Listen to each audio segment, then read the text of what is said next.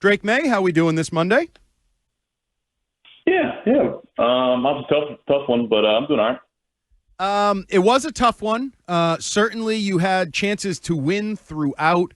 How do you guys react to all the turnovers? 5 turnovers. Obviously you had a couple, but Ramondre had a couple. How do you support each other, but also make sure it's not something that's allowed to stick around and fester? Yeah, I think just shoot right around each other. I think pump each other up. First off, just kind of disguise how important, holding the football and protecting it is. It's hard to win games in this league when you lose the turnover battle, especially by the margin that we did. So, just round around each other, know that shoot is important. Protecting the guy with the ball, protecting the ball yourself. And I think just the positive from it is, we still move the ball and have some plays that we left out there knowing and still remain in the game. So, it's tough to take away, something positive from 5 turnovers. But I think at the end of the day, and, fixing that and it's something that's not just something that you can just say, hey, next week we're going to fix it. Something that, take pride in practice and, in the game when it matters of, trying to fix it. Drake, I saw you yesterday on field pregame talking to Matt Ryan on the NFL on CBS.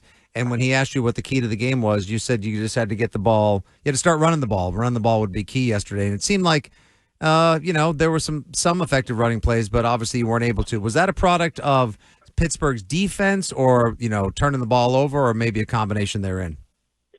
Yeah, just not getting in a groove really in the running game. I think we're close, watching the tape back, we're close in some runs, close to, having some of them pop. So I think just keep going, just keep buying into it. And those guys are blocking hard up front. Those backs are good players. So I think just get in a groove, and I think some of them are going to pop, later on down the road. I think both you and Josh McDaniels earlier this year had some comments similar about, there's good plays or there's plays you learn from. Like that's sort of the options when you're out there. In terms of that interception at the goal line in particular, is that an example of a play you learn from, and that experience maybe will change the way you approach a similar situation in the future? I think you learn from any interception you throw. I think it's unfortunate how it got tipped, and I was trying to throw kind of a little, back shoulder ball to Booty. It would have been a touchdown. So maybe giving a different ball flight to it. It was my learning down there, but really I wouldn't change my decision down there throwing it. So it's unfortunate that a good player got his hands on it, and but from there I wouldn't change my decision. And a quick follow-up on that, on your fumble, I know post-game last night you made some comment to the effect just trying to do something stupid or dumb.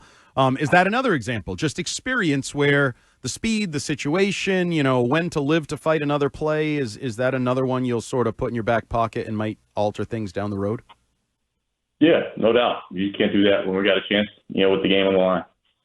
Yeah, I saw the post-game yesterday, Drake, that you said that you need to tell Pop to get that extra yard, or I forget the actual wording, and it felt to me like you were kind of taking one for the team and helping Pop out there. I mean, do you believe that you really need to remind everybody what they need to do on a specific gotta have it type of play, or is that leadership on display from you?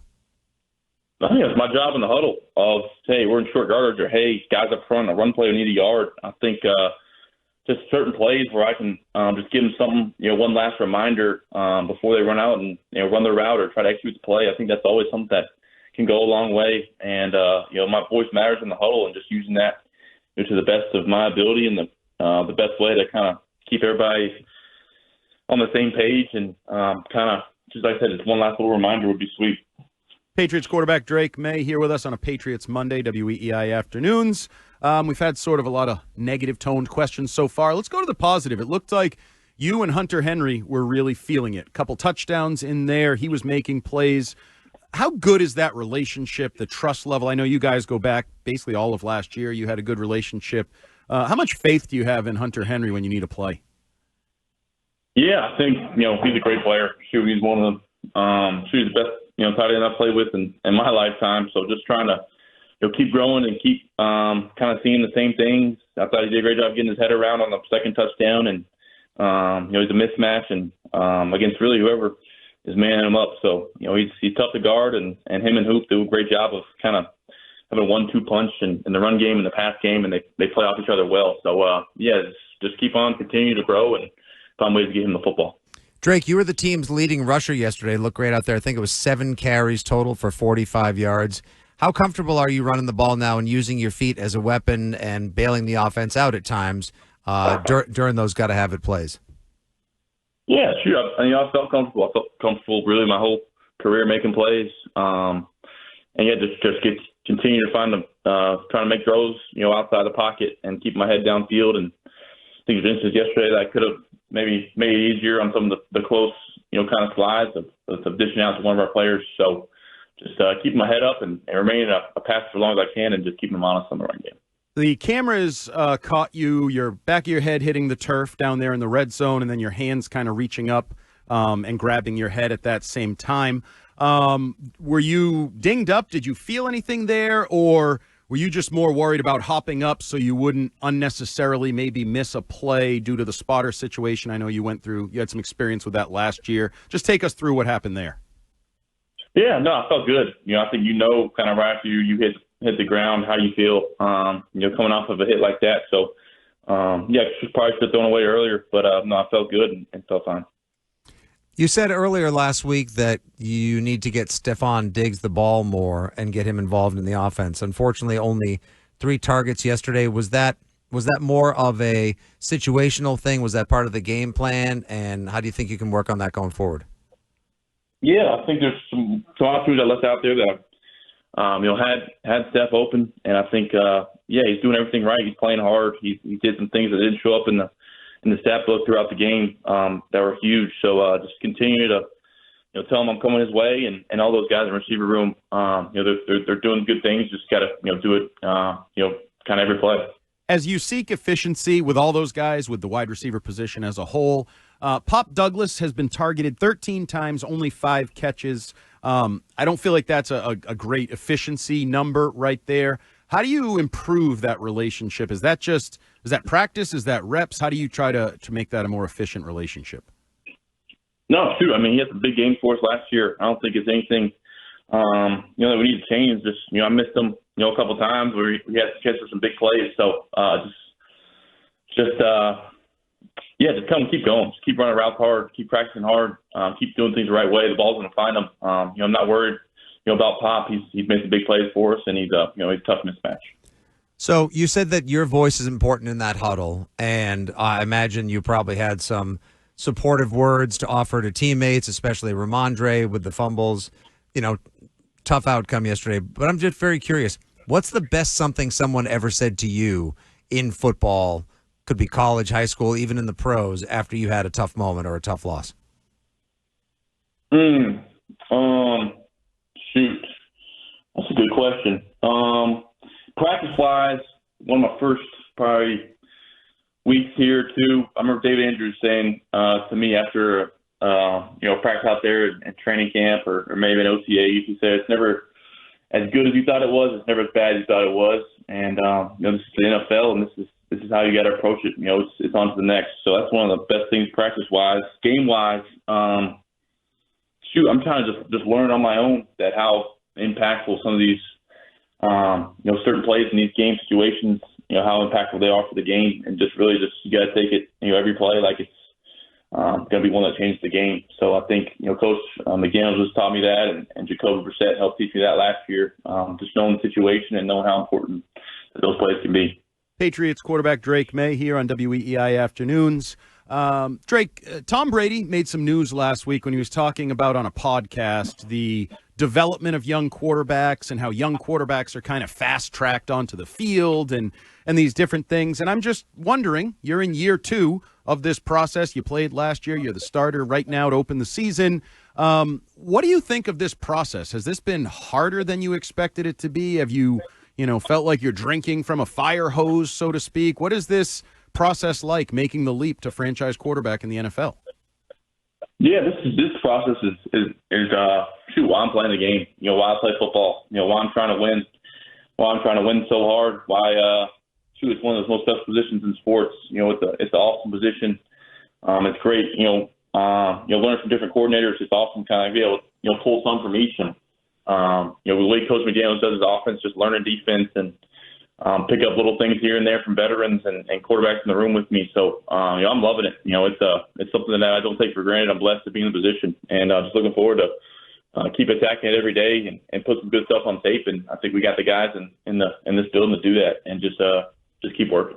Drake, as you continue to establish yourself as a top-tier starter in the NFL and a top member of the 2024 NFL quarterback first-round class, I'm curious, do you keep in touch with some of the other quarterbacks, or do you have relationships with some of those guys like Caleb, Bo, Michael Penix? You guys have like a group chat or anything like that? No, nothing really. I mean, we see each other in the offseason sometimes, and obviously when you play or at joint practices, we had them with both of the two guys in my class. So, I got to know them good throughout the process of drafted, and Caleb and JJ and some of those guys I was back in high school with Elite 11 and stuff. So it's cool to see the journey of them. But those guys are good dudes. But like I said, we're competitive and we're competing when it's football season. Drake, just circling back, I meant to ask you this earlier, to that possession on the goal line, 3 straight pass plays. But Mike Vrabel was on with the Greg Hill show this morning. He kind of alluded to that, there's some alerts there. There could be a run option, a run play option. Just without getting into specific game plan, sort of explain to us how that works and how that situation maybe could have played out differently, or if you're comfortable with how it played out with 3 straight passes. Yeah, I think it's just the time is such a important factor down there, and using timeouts, we got them to draw them off sides, so they put in their big group, and just the first one we tried a little play action to hopefully catch them in a man with their eyes in the backfield, and they passed it off. But really, I think down there you're just trying to try to get a man zone tell and trying to run it when they're playing the pass, and trying to throw it when they're playing the run. That's the main gist of down there up close in the goal line. Such tight windows and tight spaces. You're trying to throw it in tight windows, and I think what we had going, we had good solid plays. I think I wish we would have obviously had the last one back, and maybe the second one I could have ran it. So just some decisions that you're learning. I'm learning from and learning kind of looks in our guys and what the defense is doing. So we've only seen him on the field in the preseason. Hasn't been active for the first 3 games, but just in case he happens to be active for this Sunday's game against the Carolina Panthers at Gillette, what's your take on rookie undrafted free agent wide receiver Efton Chisholm, and what kind of rapport do you guys have?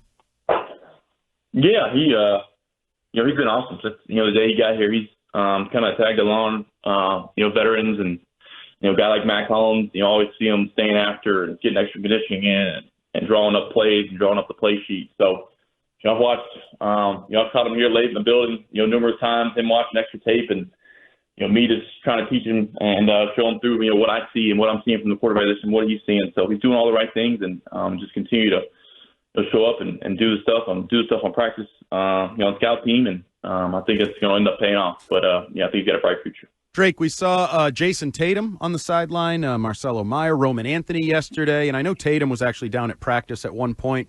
Just wondering, in sort of the fraternity that is Boston sports stars, young stars, do you have relationships with those guys? Obviously, guys like Anthony and Maye are sort of in a very similar situation to you. They are young guys thrust into a high level of competition with high expectations. What's your relationship with some of those guys? Yeah, I got to meet Jason when I got up here drafted. Got to meet some of the Celtics guys, and obviously he played in the ACC and played at Duke, so he used to play against my brother, and got to meet him when he came out here at practice. So that's about his obviously recovery and road to recovery. So it's so different when you're out here around a bunch of 320-pound, big linemen and stuff, and then a guy like Jason walks out and he looks like he's towering over all of us. It's pretty funny. Just a different world of sports are. But then I reached out to both Marcelo and Roman, when they got called up, and just reached out to them, and I think I talked to them maybe both of them once on FaceTime. So those obviously bright futures for them, and been following them with the Red Sox, making the push into the postseason. So I think it's always cool to keep up with stars and try to get to know them. So Drake, big one obviously coming up this Sunday as well. Carolina Panthers coming to town. Your hometown team. Any twist in the allegiance there? Is that going to be tough? First time ever playing against a team that was kind of the NFL team you grew up rooting for? No twist. It's pretty easy. But yeah, there's a lot of great memories, and with the Panthers, and being a fan. But yeah, I think once they let go of Cam back in the day, they lost the fan in me. So that was kind of it for me. Time now for the quarterback question of the week, which is brought to you by Northeast Men's Health, the experts in treating men's sexual health, with 6 New England offices or at northeastmenshealth.com. This question comes from Arthur in Abington, but we've actually got it in a lot of different forms, Drake, on the text line, phone lines. A lot of fans want to know why you don't end these interviews with "Go Pats" anymore the way you did last year. Yeah, I thought about that last time I was in an interview. It's different over the phone when I'm not in there with you guys, and you can't really see me. No, but I'll make sure to do it today. So, no, I appreciate that. I thought about that last time I hung up. All right, well, that's going to do it. So here's your opportunity. There we go. Thank you, guys. Have a good one. Go Pats. All right, thanks, Drake. That was Drake Maye here on a Patriots Monday.